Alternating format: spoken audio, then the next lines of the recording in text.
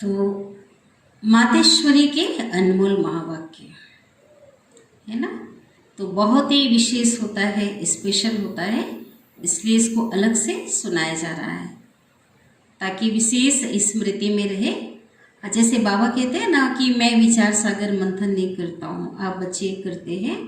तो मम्मा की जो ज्ञान की जो मंथन है ना, बाबा के ईश्वरी महावाक्यों का मम्मा इतने अच्छे से मंथन करती थी ताकि लोग जो है सहज से सहज रीति से समझ सकें, और ऐसा होता भी था और आज भी हम बहुत अच्छे से समझ जाते हैं उसे।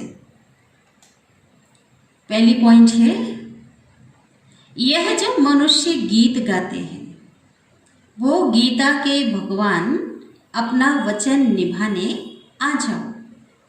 अब वो स्वयं गीता का भगवान गाते थे, अब वो स्वयं गीता का भगवान अपना कल्प पहले वाला वचन पालन करने के लिए आया है ना। श्लोक है ना, जब जब धर्म की ग्लानि होती है तब मैं आता हूँ और अधर्म का विनाश, सत्य धर्म की स्थापना करता हूँ, है ना। तो बाबा कहते हैं कि हे बच्चे, जब भारत पर अति धर्म ग्लानि होती है तब मैं इसी समय अपना वायदा निभाने के लिए अवश्य आता हूँ। अब मेरे आने का मतलब ये नहीं है कि मैं युगे युगे आता हूँ। सभी युगों में तो कोई धर्म की ग्लानि होती नहीं है। बहुत सुंदर पॉइंट है ये, सोचिए। कोई कहे हर युग में भगवान आते हैं, तो भगवान का वायदा क्या है? धर्म ग्लानि के समय मैं आता हूँ। तो हर युग में धर्म की ग्लानि तो होती नहीं है। धर्म की ग्लानि कब होती है? कलयुग में। तो मानो परमात्मा कलयुग के समय आता है और कलयुग फिर कल्प कल्प आता है ना। 4 युग का चक्र लग रहा है युगों का, तो हर कल्प में 5000 वर्ष में कलयुग को तो आना ही आना है। तो मानो मैं कल्प कल्प आता हूँ, लेकिन संगम युगे आता हूँ, युगे युगे नहीं। कल्प में 4 युग हैं, इसको ही कल्प कहते हैं।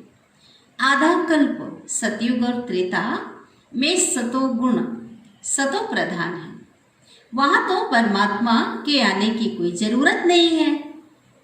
और फिर तीसरा युग द्वापर युग से तो फिर दूसरे धर्मों की शुरुआत है। उस समय भी अति धर्म की ग्लानि नहीं है। इससे सिद्ध है कि परमात्मा तीनों युगों में आता ही नहीं है। बाकी रहा कलयुग, उसके अंत में जब अति धर्म की ग्लानि होती है, उस समय परमात्मा आए, अधर्म का विनाश कर सत्य धर्म की स्थापना करता है। अगर द्वापर में आया हुआ होता, बहुत अच्छे से इसको समझेंगे। अगर उन्होंने कहा ना कि गीता का भगवान द्वापर युग में आया और गीता का ज्ञान दिया, अगर द्वापर में आया हुआ होता तो द्वापर के बाद सत्य धर्म अर्थात सतयुग होना चाहिए। फिर कलयुग क्यों? ऐसे तो नहीं कहेंगे कि परमात्मा ने घोर कलयुग की स्थापना की। अब लोगों के हिसाब से तो यही हो गया ना, अगर द्वापर में आकर गीता ज्ञान सुनाया फिर तो घोर कलयुग आ गया। अब यह तो बात नहीं हो सकती ना।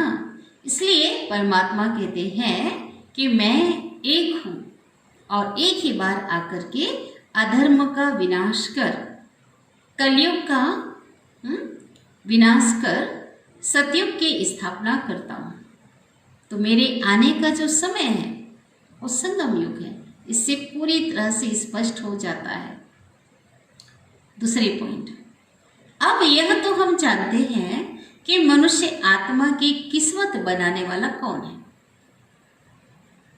और किस्मत बिगाड़ने वाला कौन है। हम ऐसे नहीं कहेंगे कि किस्मत बनाने वाला बिगाड़ने वाला वही परमात्मा है।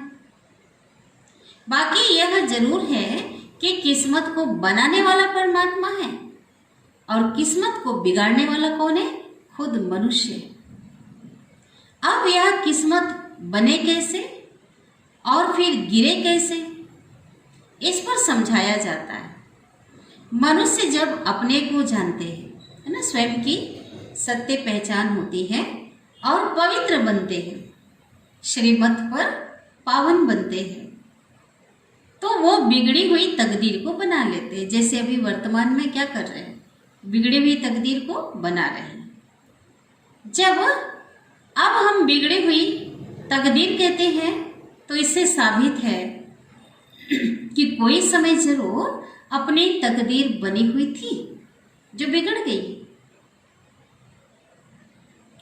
अब फिर वही बिगड़ी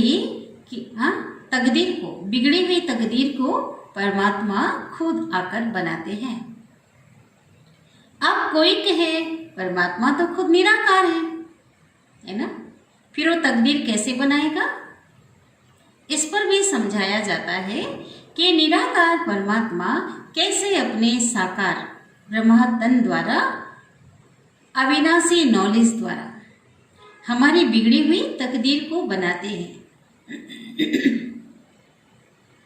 अब यह नॉलेज देना तो परमात्मा का काम है, बाकी मनुष्य आत्माएं तो एक दो की तकदीर को जगा नहीं सकती, ये भगवान का काम है।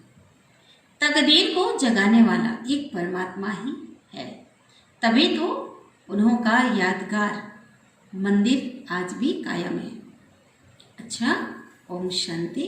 तो ये जो स्पष्टीकरण था, मंथन हमारी मातेश्वरी जगदम्बा का, जिन्होंने कितनी क्लियर समझाया, तो इसको समझकर हमें औरों को भी ज्ञान, सत्य ज्ञान की राह बतानी है और हमें खुद भी अच्छे से समझना है और औरों को भी समझाना है। तो ये हमने अलग से इसको जो सुनाया आज की मुरली से ही था।